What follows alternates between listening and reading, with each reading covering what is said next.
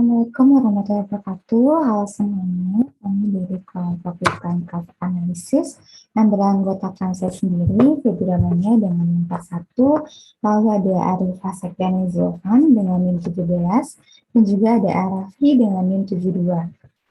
Di sini kita akan menjelaskan tentang apa sih yang dimaksud dengan Decline Curve Analysis. Jadi metode Decline Curve merupakan salah satu metode untuk memperkirakan besarnya cadangan minyak berdasarkan data-data produksi setelah selang waktu tertentu. Nah, DCA ini bisa masuk ke mata kuliah reservoir, bisa juga masuk ke mata kuliah produksi. Kenapa? Karena kita di sini menggunakan data-data produksi. Nah, biasanya ini digunakan oleh orang-orang produksi untuk menghitung produksi yang akan datang. Tapi untuk peminyakan, kita hanya butuh R-nya aja, karena yang pertama, kita akan menghitung recovery factor yang bisa dicari dengan airnya atau dengan NPmax dibagi OIP, atau untuk gas, yaitu dengan GPmax dibagi GIP. Nah, di sini apa sih yang dimaksud dengan si decline curve analysis? Nah, jadi pada DCA ini kita bisa melihat dan meramalkan dari kurva penurunan produksinya itu bagaimana kita bisa tahu nih berapa sih laju produksi yang di masa akan datang atau kimia itu. Lalu kemudian yang kedua kita bisa tahu kumulatif produksinya atau NP-nya. Lalu yang ketiga kita bisa mengetahui maksimum minyak atau gas masa datang secara ekonomis atau IUR-nya. Dan yang terakhir yang terpenting adalah kita bisa mengetahui umur produksinya. Maksudnya adalah sampai kapan lapangan tersebut bisa memproduksikan minyak.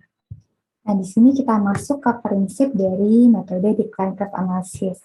Seperti yang saya tadi sudah jelaskan tadi, metode decline curve adalah salah satu metode yang dapat digunakan untuk menghitung cadangan minyak atau gas dari satu reservoir. Reservoir yang dianalisis telah mengalami penurunan produksi dan tidak ada perubahan pada metode produksinya. Dapat juga dipakai untuk memperkirakan besar produksi pada waktu tertentu serta bahan untuk analisis POD.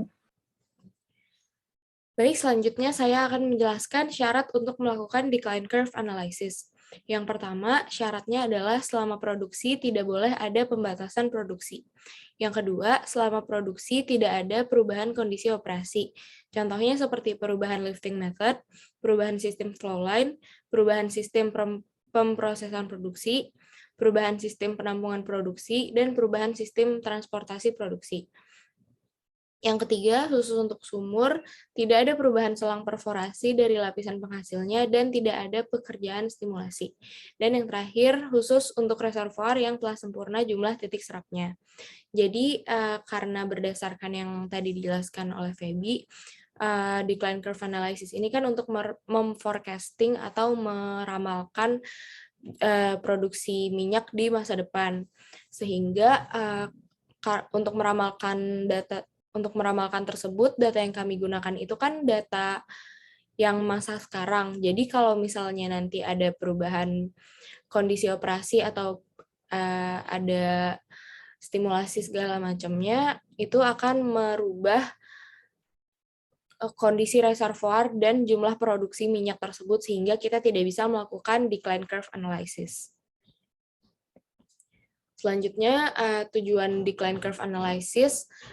Yang pertama itu, decline curve analysis terbentuk akibat adanya penurunan produksi yang disebabkan adanya penurunan tekanan reservoir seiring dengan diproduksikannya hidrokarbon.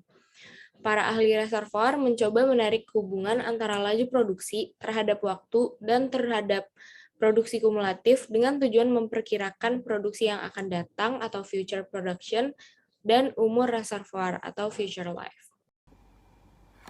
Selanjutnya ada decline curve analysis. Jadi decline ini menjelaskan tentang forecast atau ramalan produksi dan biasanya ini terjadi penurunan.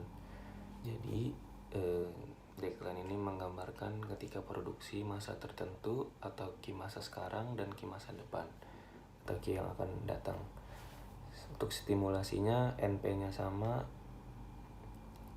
D aksennya lebih besar stimulasi. Untuk waktu, jika dilakukan stimulasi maka masa produksinya itu lebih cepat. Oke, selanjutnya untuk saya akan menjelaskan metode-metode yang dapat digunakan pada decline curve analysis. Jadi, metode analisa kurva penurunan produksi ini dibagi atas 3 cara. Yang pertama, eksponensial dengan B sama dengan 0. Yang kedua, harmonik dengan B sama dengan 1. Dan yang ketiga, hiperbolik dengan B dari 0 sampai 1. Yang eksponensial mungkin akan dijelaskan oleh Feby. Mari kita lanjut ke exponential decline curve atau bisa disebut juga dengan geometric decline atau semi-log decline atau constant percentage decline. Untuk exponential decline curve ini mempunyai ciri khas yaitu penurunan produksi pada suatu interval waktu tertentu sebanding dengan laju produksinya atau bisa disebut konstan.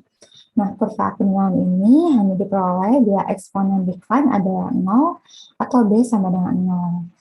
Atas dasar hubungan di atas, maka apabila variabel-variabelnya ini dipisahkan, maka dapat ditarik beberapa macam hubungan, yaitu yang pertama hubungan antara laju produksi terhadap waktu, dan yang kedua hubungan laju produksi terhadap produksi kumulatif. Nah, kita bisa lihat di sini terdapat rumus eksponensialnya, Q sama dengan QI eksponensial pangkat min BP. Artinya, Q yang akan datang adalah Q saat ini dikali dengan eksponen pangkat minus decline dikali waktu. Dan untuk NP adalah Q saat ini dikurang Q yang akan datang dibagi dengan dikalinya. Atau decline sama dengan minus 1 dikali 1 dikurang DE. Kemudian untuk mencari waktu, kita bisa menggunakan rumus Q saat ini dibagi Q yang akan datang baru dibagi decline. Nah, kita bisa lihat bentuk eksponen di atas, ini adalah grafik antara QI di sumbu Y dan di sumbu X ada waktu. Kenapa grafik ini memakai kertas grafik yang semi-log? Karena hubungan Q dan waktu itu pakai log. Jadi, jangan sampai pakai grafik yang biasa, karena ini semi-log, jadi salah satu skalanya memakai log. Di sini, yang skalanya log adalah Q-nya. Sekarang kita lihat dengan prediksinya. Q-nya itu turun, lalu jatuh melengkung. Nah, ini kelihatan bahwa trennya itu garis lurus sebelum dia turun. Nah, kita bisa dilihat, saya sudah tambahkan di ujung, titik ujungnya garis merah. Ini akan sejajar dengan garis lurus atau trendline yang di atas. Baik, selanjutnya untuk metode harmonik, data yang digunakan masih sama yaitu Q, NP, dan T. Untuk rumusnya berbeda. Kalau yang Q itu QI per 1 tambah DT, kalau NP itu QI min Q per D ln QI per Q. Kalau yang T, NP dikalikan dengan QI per Q dikurang 1 dibagi QI ln QI per Q. Untuk kertas yang digunakan masih kertas semilog, dan yang di sumbu X-nya itu waktu, dan sumbu Y-nya itu adalah Q atau laju alirnya. Oke, selanjutnya untuk yang hiperbolik, ada data-data produksi terhadap waktu yang diplot pada kertas semilog tidak membentuk dari garis lurus atau straight line, tetapi akan melengkung. Situasi ini biasanya dimodelkan dengan persamaan hiperbolik. Tipe kurva seperti ini dikatakan sebagai hyperbolic decline, harga eksponen decline B lebih dari 0 dan kurang dari 1, atau 0 sampai 1. Untuk rumusnya, Q sama dengan QI per 1 ditambah D dikali B kali T dikali 1 per B. Untuk NP-nya, QI per B dibagi dengan 1 dikurang B dikali D dikali QI min B, Q min B. Untuk kertas yang digunakan masih kertas semilog, dan di sumbu X-nya juga waktu, sumbu Y-nya juga masih laju alir atau Q. Selanjutnya ada aplikasi metode analisa kurva penurunan produksi. Jadi suatu sumur atau reservoir atau struktur biasanya akan diproduksi hingga mencapai laju produksi pada batas ekonomi yang disebut key economic limit.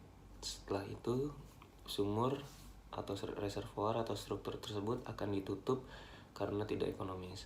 Dengan demikian, untuk menentukan laju produksi pada batas ekonominya atau key economic limit sama dengan KL adalah sebagai berikut contoh soal. Diketahui sebuah sumur memiliki penurunan produksi dari 100 STB per hari menjadi 96 STB per hari selama waktu 1 bulan menggunakan model DCA eksponensial. Lalu tentukan nilai-nilai berikut.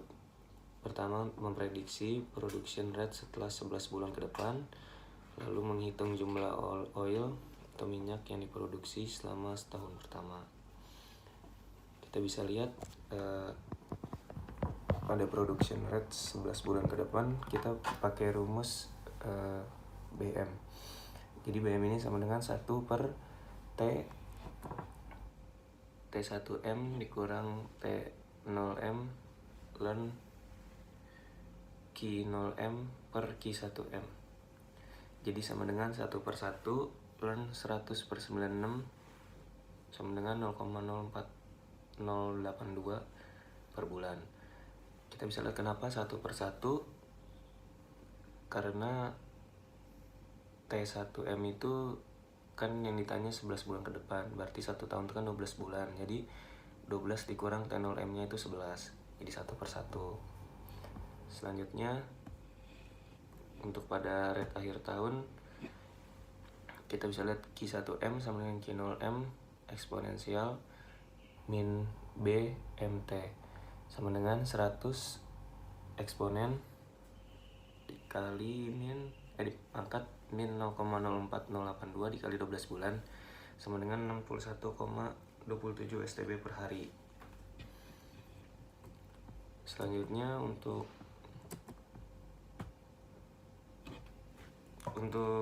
B-aksen ini kita mencari penurunan produksi per bulannya atau per tahun. Kita bisa pakai rumus B-aksen M sama dengan Q0M dikurang Q1M per Q0M sama dengan 100 min 96 per 100 sama dengan 0,04 per bulan. Jadi bisa dikonversi 1